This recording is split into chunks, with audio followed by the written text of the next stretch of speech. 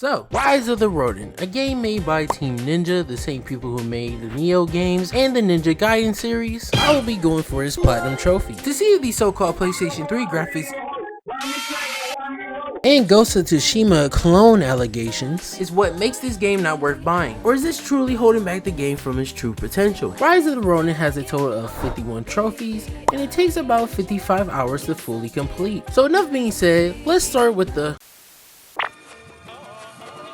We start off the game with a quick cinematic explaining some of the prior events that leads up to the story, as our characters are known as Twin Blades of the Veil Edge. After that, I was then able to make my characters, which I spent way too much time doing, but once I was finished, I was then introduced to the game's tutorial, where I had to fight a few enemies, including our mentor known as the Bladesmith, which teaches me the mechanics of the game and to prepare for an upcoming boss fight. After that, she then sends me on a mission to retrieve a secret message that is on the black ships that are coming from America and to kill a guy named Matthew Perry. After making my way towards the ship, I then had to fight a few enemies, and I was actually amazed that this game has decapitation. Like, I've never seen that before. Oh my god, bruh. You just decapitated him, bro. Oh my god, this game is starting off great. Oh, we decapitated him too. Oh my god. Continuing making my way through the ship, I then ended up in Perry's cabin where I can find the secret letter, and once I climb up this ladder, we then find him smoking on a cigargi. The fuck is a cigargi? Anyways, it was now time to fight him. And this boss fight wasn't too difficult, except for the time I got juggled in the air with a gun.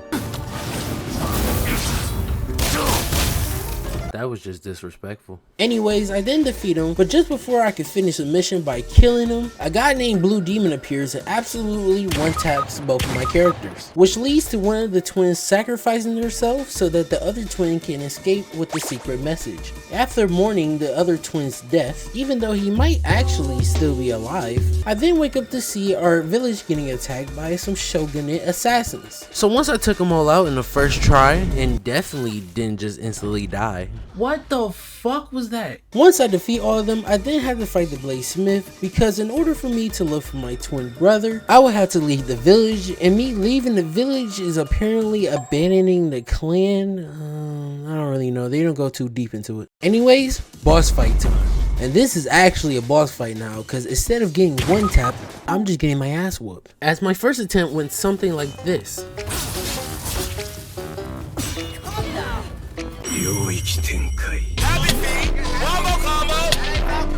What fucking mood you have? Oh, there's no way I have to. Are you serious? At least the second time went better, right? Take that! Oh my god. How am I supposed to dodge that? Fuck! How do you block that? Fuck! That don't work either.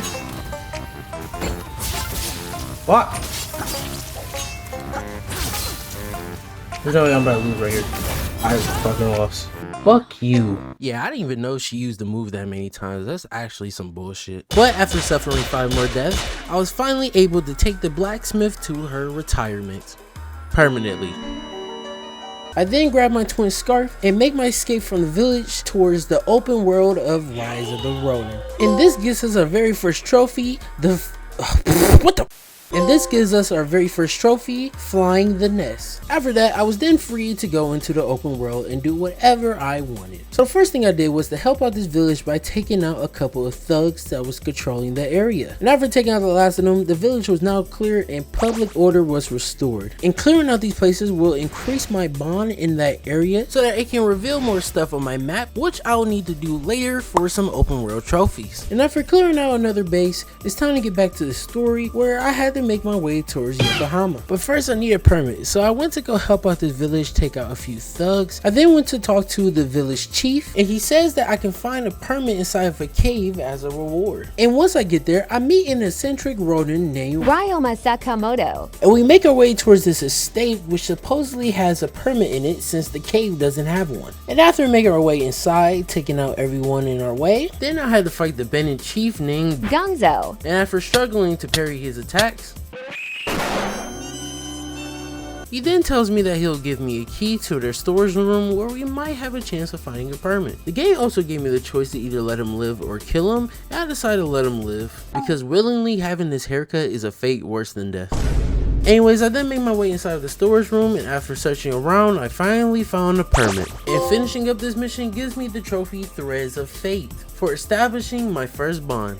Anyways, we then make our way towards Yokohama, and we then meet a lady named Taka Murayama. She then invites us to the Pleasure District, so we start making our way over there. I then told her I was looking for my twin blade, and she told me that she heard some rumors about him. But first I gotta take some pictures for her. So while I was going to get a camera, I decided to stop by the longhouse to go ahead and decorate it so that I can get the trophy fresh start after remodeling my longhouse for the very first time. I then went to do some horseback archery in order to get the trophy Horseback Hero, and to get this trophy, I simply just had to get the highest rank possible. So without missing a single target, I managed to get the score of 10,498, which was exactly enough to get the highest rank, which gives me the trophy Horseback Hero. I also went to go save the last village I need in order to get a level 3 area bond to get the trophy Home Sweet Home. I also went to do some firearm training where I have to shoot as many targets as possible within the time limit, and managing to get a pretty high score, I got the trophy Firearm Genius after achieving the highest rank in firearms training. And while changing up some of my armor, I got the trophy Resonance after equipping 4 pieces of armor with the same bonus effect. Then I went to save one of the very last kitty cats inside of the area in order to complete the area,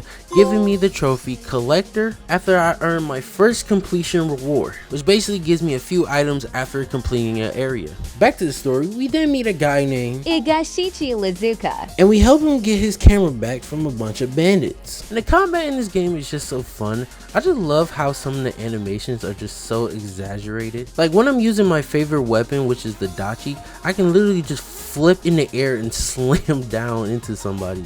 It's so cool. Also, some of the enemy fighting styles are funny, like how this big dude literally grabs me by my forehead and fucking launches me into the air and smacks my shit. And though I'm not playing on the hardest difficulty, I find that the combat is not too easy, but it's also not too difficult at the same time. Anyways, finishing up the mission, I now have access to the camera. So it was now time to make my way back towards Taka to take those photos.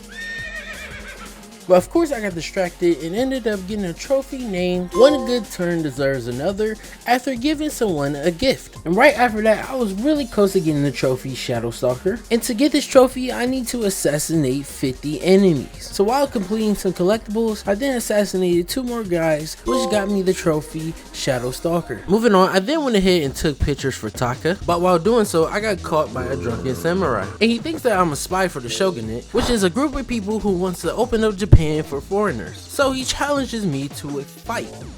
Bruh. Then Ryoma comes out to tell me that this is the leader of the anti-shogunate, which are a group of people that wants to keep Japan the same and keep foreigners out of it. We then make our way back to Taka, and after I give her the photo, she then tells me about the samurai that was on the black ship. And he's apparently working as a bodyguard for a guy named Townsend Harris. I then made my way towards the Sakai Inn to reintroduce myself to the anti-shogunate leader named Kaguro Katsura. And this basically introduces me to faction missions, where you can do certain missions that are pro-shogunate and anti-shogunate that I'll have to come back for later in order to get a few trophies. Anyways, we then go back to Taka, and she tells me that the consulate was about to get attacked, and we might be able to find Mr. Harris there with my twin blade. I didn't have the option to be pro-shogunate or anti-shogunate, and I decided to be anti-shogunate as I am tasked to go and assassinate Mr. Harris. Once I made my way inside the consulate, we then see Mr. Harris, and as I was about to assassinate him, we then see my twin blade. But instead of giving hugs and kisses, he's here for ass whooping and whippets. I don't know what rhymes with that. Anyways, boss fight time. So after a long and intense boss fight, not really, it was actually very unfair. It was a 3v1, but still. Once I defeat him, he runs away. See you later. What, it's finna be Stellar Blade all over again? Which you should definitely watch after this video, please, thank you. While you at it, you might as well like and subscribe so I can feed my family. Anyways, I then got the trophy Curtain Falls, Curtain Rises after reuniting with my twin blade. Back to collecting trophies, the next trophy I was going for was Striver's License. In order to get this trophy, I would have to get the highest rank in the dojo. And in order to get the highest rank, I have to take out my opponent fast while taking the least amount of damage, which is not that hard, especially if you're good at parrying. All you have to do to get this trophy is just use a character that you can easily read their attacks, and you can still take damage as long as your health doesn't drop too low where you can start seeing it turn red. And if you have to use any healings, you might as well just restart. Anyways, after a few attempts, I managed to defeat him with the highest rank possible, giving me the trophy Striver's License. Next trophy was Winged Warrior, and to get this trophy, I had to get the highest rank in the gliding training. And this one is straightforward. I just had to make my way through these kites. I think that's what these are. And I have to go through every single one of them as fast as I can. And finishing up my training by landing on the ground, I then got the score of 16,879, which is more than enough, giving me the trophy Winged Warrior. Next trophy up was Martial Art Maniac. And to get this trophy, I basically have to defeat an enemy using every single weapon. But this was a bit random as I did need to defeat an enemy with one more weapon, which was the bayonet on my back. But I was doing assassination mission, so I assassinated the target, but for some reason I got the trophy anyway, so hey, it counts. I then went to go upgrade some more of my technology and got the trophy Contraption Creator after upgrading my technology 15 times. And the last trophy I got before going back to the story was Lifesaver after completing a no kill missions objective. And to get this trophy, all you have to do is either use your fists or use wooden weapons, as it won't kill anybody, it will just knock them out. My ears burn! Back to the story, we then see the master of the anti-shogunate Shoin Yoshida, being arrested by a guy named Naosuke, also known as the Red Demon. We have to hurry because he gave Master Shoin the death sentence. So we go ahead and make a plan to infiltrate the prison so that we can break out Master Shoin. And so the plan was to coax the warden into letting us inside of the prison. I had to pick the most boringest option. So once we help out the prison guard deal with some prisoners, he then tells us a route where we can get inside of the prison. And once night falls, we begin our prison break. Making our way through the prison, we then talked to a few prisoners and they said that he was moved to the prison complex. So we started making our way over there after we find the key for it. Once we get inside, we were then able to find Master Shoin. But once we started talking to him, he then says this: I cannot leave this place. I have done nothing wrong. You see, were I to escape, it would be an admission of my guilt. If death should grant one immortality, then death is the way forward. I have long lived by these words, and now it is time to die by them. A few moments later. Your time has come. Rise as one.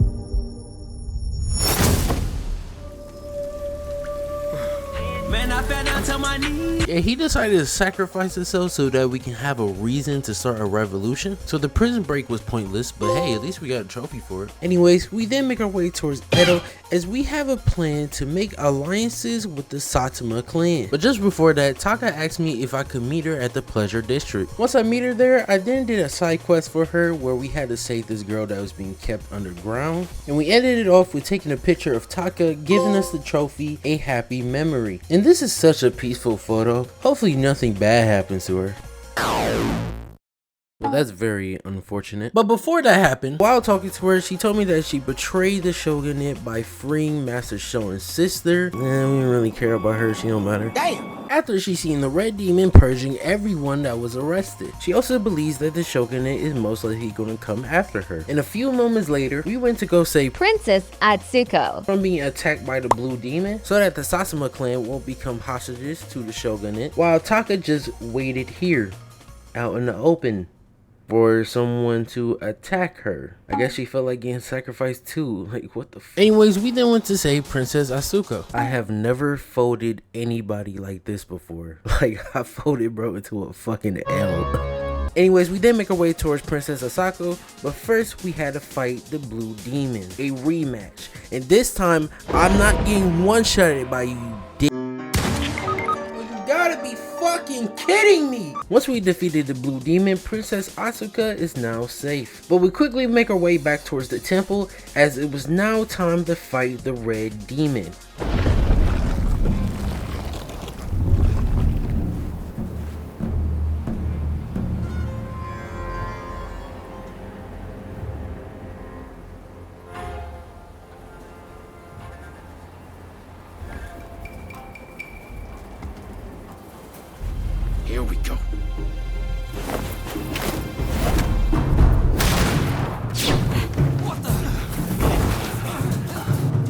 So they are here.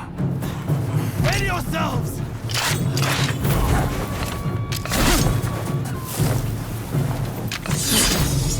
Here they come!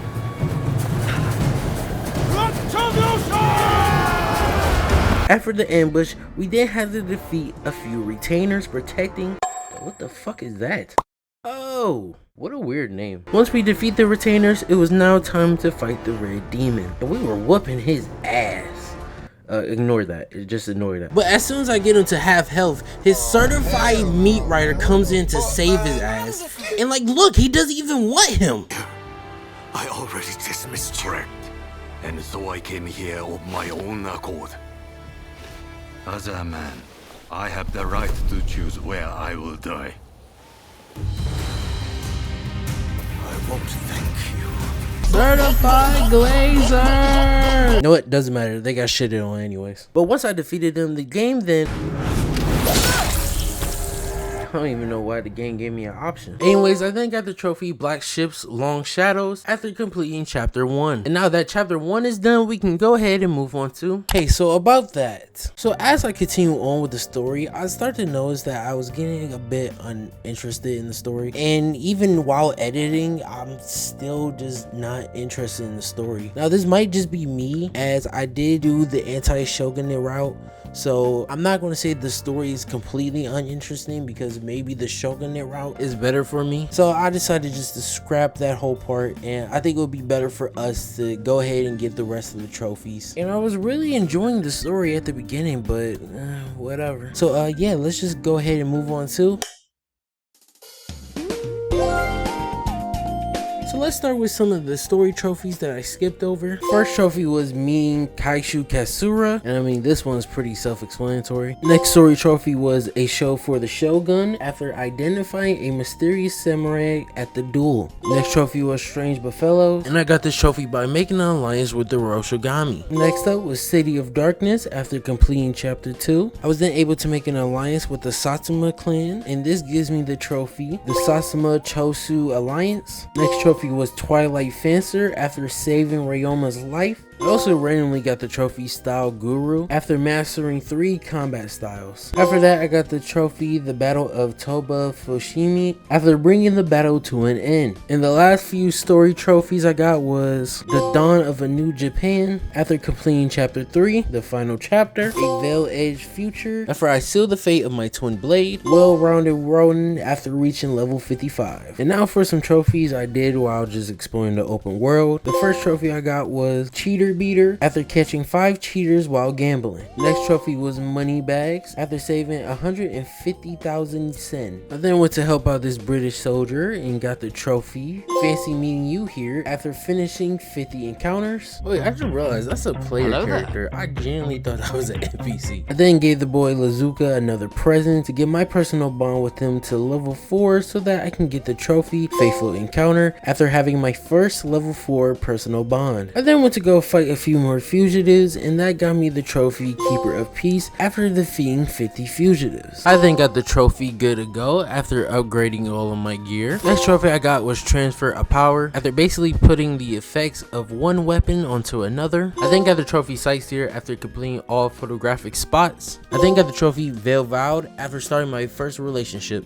If only I could do that in real life. Next trophy I got was the Greater Opportunity after saving... Yeah, I'm just gonna completely butcher that. And the last trophy before all the endgame trophies I got was Cats Overall after collecting all of the cats. Now it's time for the endgame trophies, and one of the trophies I needed to play on the hardest difficulty, Midnight, and you get this difficulty as soon as you beat the game. And all I needed to do was to beat a story mission on this difficulty, so I decided to do the easiest mission.